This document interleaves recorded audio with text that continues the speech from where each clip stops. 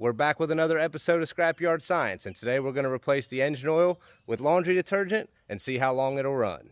I showed you guys this car a couple weeks ago when it was brought in for scrap, but for those of you that missed it, this is a big block 9.1 liter 740 horsepower car. The rest of the car is pretty standard. It is twin turboed, but it has a 5-speed transmission. It does still crank up and run. I just made sure of that because it would be a bummer to spend the time to drain the oil and replace it with laundry detergent, then it not fire back up.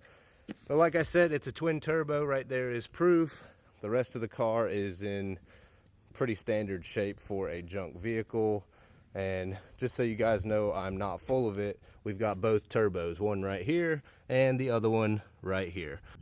All right, we got the engine oil drained and there is nothing left in it at all. So now we just need to put the laundry detergent in the engine and then we'll fire it up.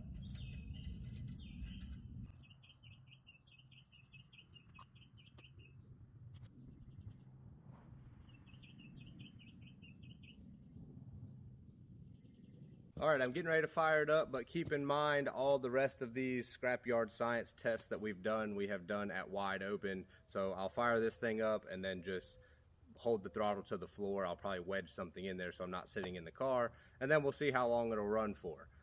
If it's like last time when we put vegetable oil in that Lumina, it ran for, gosh, like 45 minutes and basically would only turn off after it overheated for being wide open for so long. I don't think that's going to be the case with this one today. Hopefully this one's a little quicker and a little more catastrophic.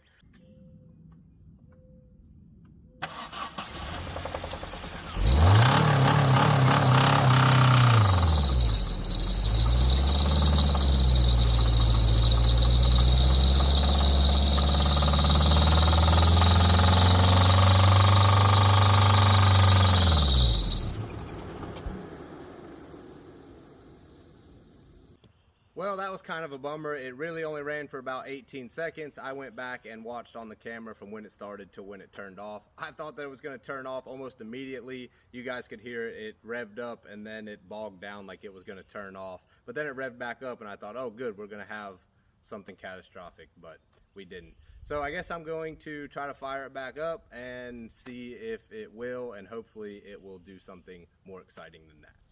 We'll see.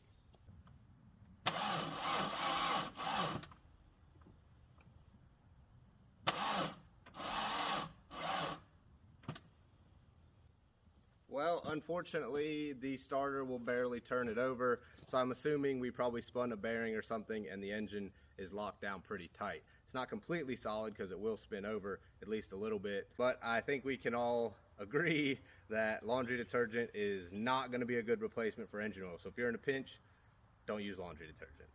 Anyways, let's check out the dipstick and see what it looks like now that it's ran. Don't think it's going to be anything crazy, and then that's it for today. It just looks like soap bubbles. It really doesn't look like there's a whole lot there. That's